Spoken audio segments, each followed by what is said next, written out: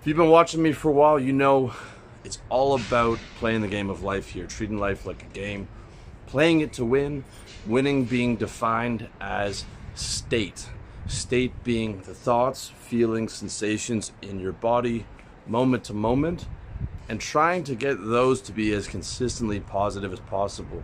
In simpler terms, happiness is what we're playing for. Happiness is what we're playing for in the game of life, to be as consistently happy as possible. That's it.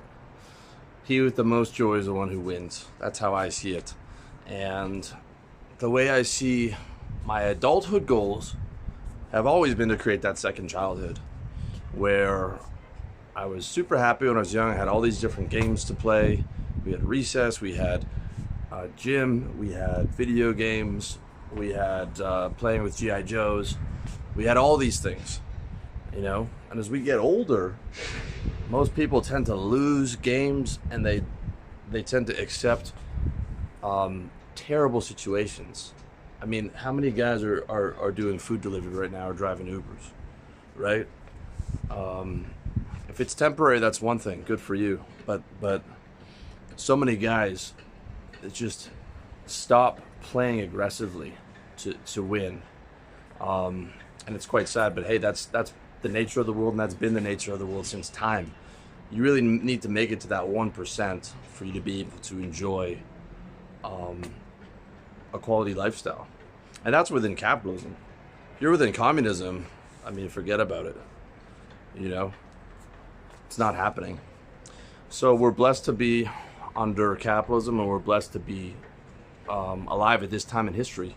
There's never been a better time to be alive, no matter how fucked up the political situation is. I mean, like it's not even comparable how good things are right now. So I want to talk to you about winning the day. Okay, winning the day is the key to winning the game of life, and getting up early and getting after your health, wealth, relationships, lifestyle. I tell you guys this stuff all the time. Not because I'm David Goggins or Jocko Willink or one of these guys, where it's about discipline for the sake of discipline, where it's about pushing yourself for the sake of pushing yourself, where it's about growth for the sake of growth. Those are all just tools, right, to be able to get state. Those are all tools to be able to get the achievements that you want that ultimately make you happier. And I'm a true believer in living 50% for today and 50% for the future. So that's what I mean by consistent happiness, right? If I was just talking about like winning the day is about being happy today, well, just do heroin or MDMA, okay? That's why I say consistent happiness. We need to at least be 50% in the future, right? So that's gonna stop us from doing dumbass shit like that, because you're gonna sit around thinking about, hey, if I do heroin today, probably gonna be a future problem. So the best way that I think to win the day is to get up and then to stack your day with no white space in your calendar, okay? It's something you hear Grant Cardone talk a lot about, that he was bored when he was younger and had depression and anxiety, but what it really came down to was just boredom.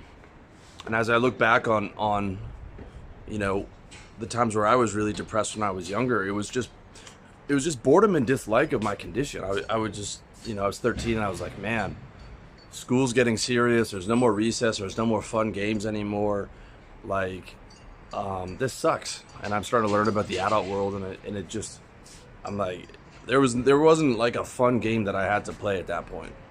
And I was bored as hell at school. School was like, outside of seeing my friends, it was torture just sitting there learning boring shit that I didn't care about. So boredom's the real enemy here. Boredom's the real enemy. And boredom is really just a lack of inspiration, you know? John DeMartini talks a lot about inspiration.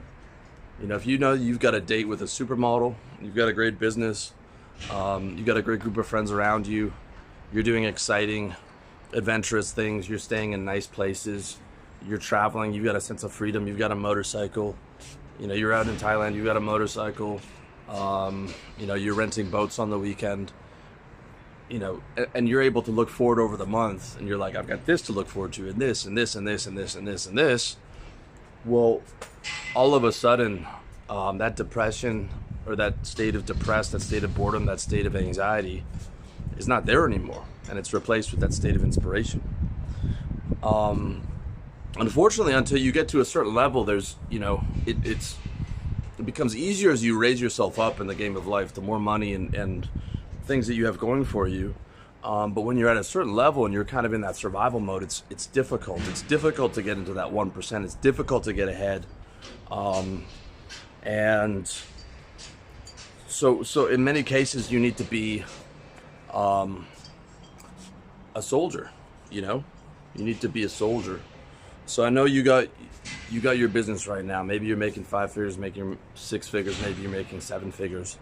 But if you're kind of struggling to stay inspired, if you're kind of struggling to stay out of feeling depressed, out of feeling anxiety, this is the total game changer, okay? Just wake up and be willing to win the day, all right? If you don't have my organizational system, go get it. How to Get Organized is my book. And that's going to show you how to put your entire life into tick. So all you have to do is just wake up and just be banging off tasks, right? And all those tasks are going to make you happier. They're going to make you happier today, and they're going to make you happier in the future. For example, this video is one of the things I had to do today. I've got my quarterly RLD checklist. I've got my monthly RLD checklist. I've got my quarterly lifestyle and monthly lifestyle checklist that I'm banging away. I got to go to the gym. I've got to do my quarterly shopping. I've got to do my monthly shopping, because the month and quarter is hitting on the same weekend, this weekend. And there's a decent amount of other things I have to do, and I'm going to be going hard until 8 p.m. tonight, one thing after the other, okay? And I know that as I'm doing those things, not all of them are super exciting.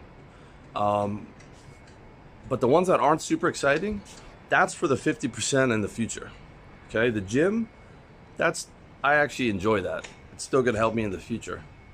But a lot of what's going down today is stuff that's going to help me in the future. So all that is going to be giving me state. And I know that I'm waking up to win today, and I'm waking up to stack up maybe 20, 25 wins if I include all the subtasks. And I'm going straight for 10 to 12 hours on that today. And today's a Sunday, right? So it's not technically a work day for me, but I'm still doing work. But I'm handling like all the lifestyle stuff today. And I kind of rank things hour by hour. This is huge. You want to live in today, but you want to live in the hour. So if you're starting to feel down this hour, you're like, okay, what can I do to win this hour? What can I do to start stacking some W's up? What's the most productive thing for me to do? And productive meaning not productive for the sake of productive, okay? Not growth for the sake of growth. Productive for the sake of what's going to lead to 50% happiness today and 50% happiness in the future. So the most productive thing you might do at that time is to go eat a healthy meal after your gym. Most productive thing you might do is you might need a nap at 1 p.m. so you can get up and bang out the rest of the day, After 8 p.m., the most productive thing you can do might be see your girlfriend. Like, that's how you're going to win the night, okay? Because you want something to look forward to every night, right? You want something to look forward to every night. You want something to look forward to every weekend. And then you want to be able to have a work day where you actually enjoy your work. And then your life's not going to be a struggle anymore. It's going to be running on inspiration, It's going to be running on inspiration, not motivation.